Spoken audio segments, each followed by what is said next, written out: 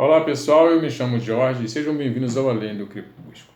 Gente, hoje eu gostaria de bater um papo com vocês rapidinho sobre essa história aqui, ó, O Relógio do Juízo Final.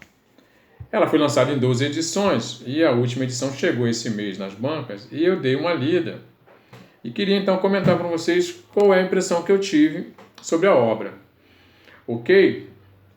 Seguinte, o Relógio do Juízo Final, ele é uma sequência direta do Watchmen. Eu já falei sobre o Watchmen em um outro vídeo passado. Então vocês deem uma olhadinha lá que vocês vão entender melhor do que eu estou falando.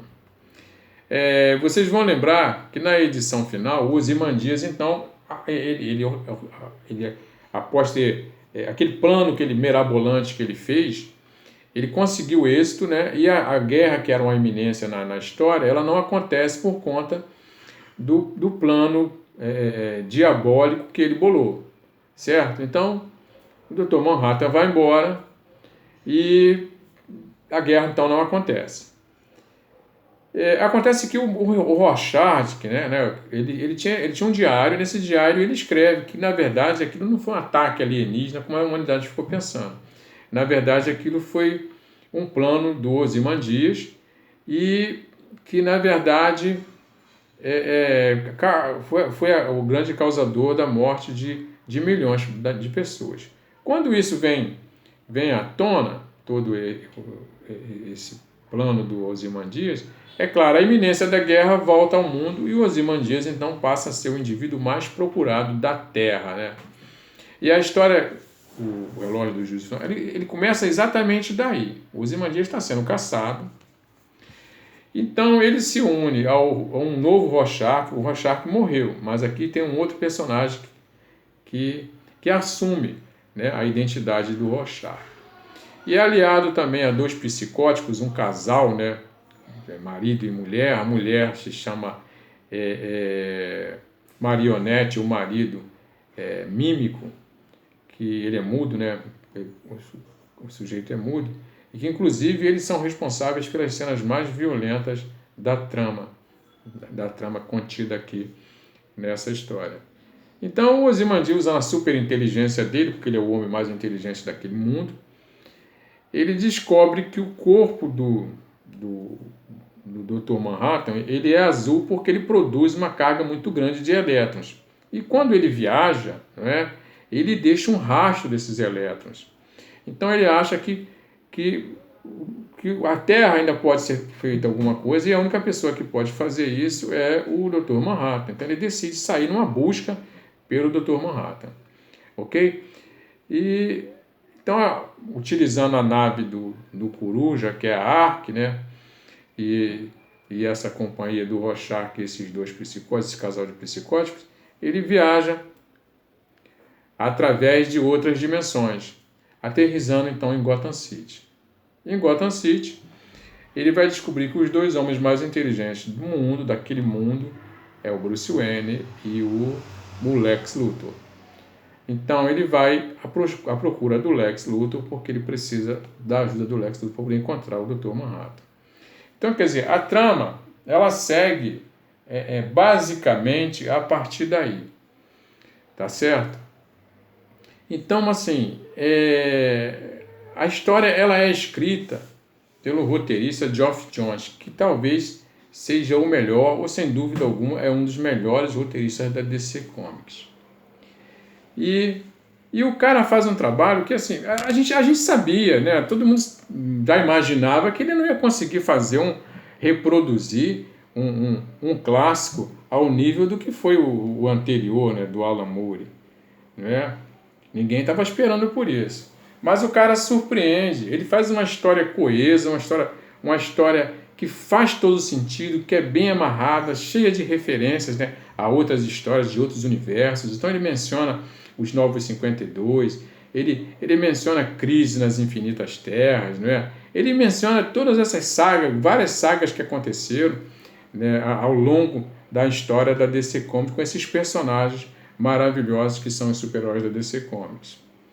Então, ele funde, né, muito bem esse universo do Watchmen, que é um universo que não tinha conexão nenhuma com o universo da DC, ele funde esses dois universos e faz uma história absolutamente extraordinária. Eu gostei muito do material, eu adorei isso aqui. Não diria que é igual o primeiro, né?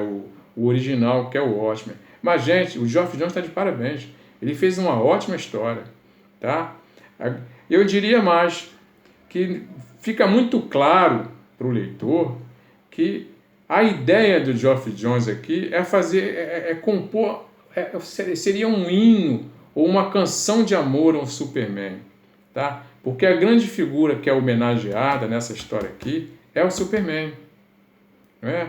Fica muito claro que a ideia dele é provar a importância do Superman dentro do universo DC e, sobretudo, no universo dos super-heróis.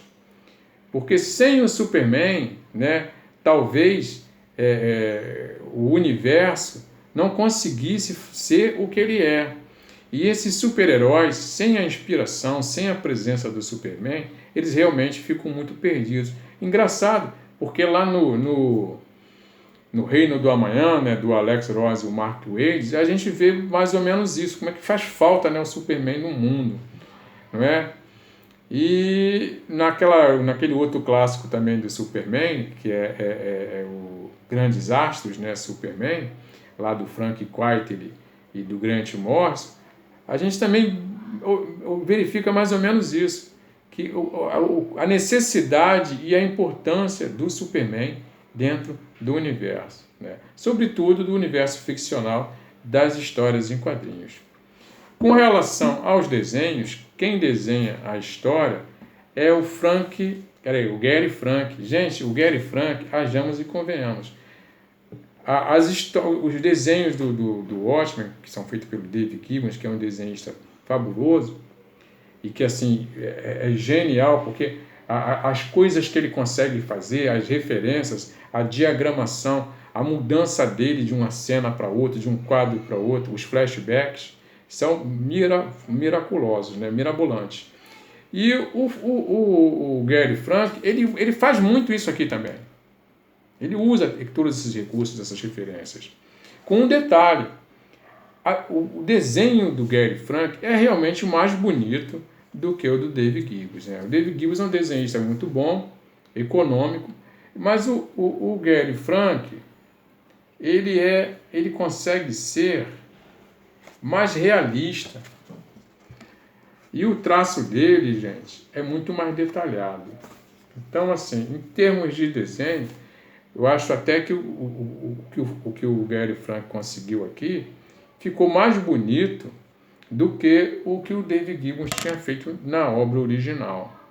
Agora, um ponto negativo na edição nacional, porque a edição nacional ficou muito boa, tá legal? Tá? Papel cartão, fosco, o miolo todo em couchê colorido, tá? Todo em couchê colorido. Mas vocês vão lembrar que a proposta do Gary Frank aqui é reproduzir a ideia lá do Dave Gibbons. O que o Dave Gibbons faz? Um dos recursos que o Dave Gibbons faz é o seguinte: a capa, geralmente, é o primeiro quadro que a gente vê lá em cima. Ó, tá vendo a diagramação dele? Ó? Como é que ele explora, tá, os 9 quadros, tá vendo? É muito parecido com a edição do Watchmen. Então, a capa, geralmente, ela vem aqui. E a Panini Comics, ela optou pelas capas alternativas. Não é? Eu acredito até que, mercadologicamente falando, ela está certa.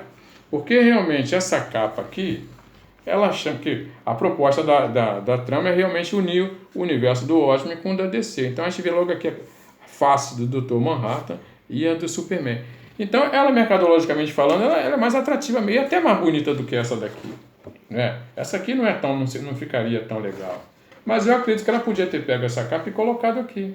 Para que a proposta não fosse descaracterizada. A ideia, né, de que o Dave Gibbons fez lá atrás não fosse descaracterizada aqui.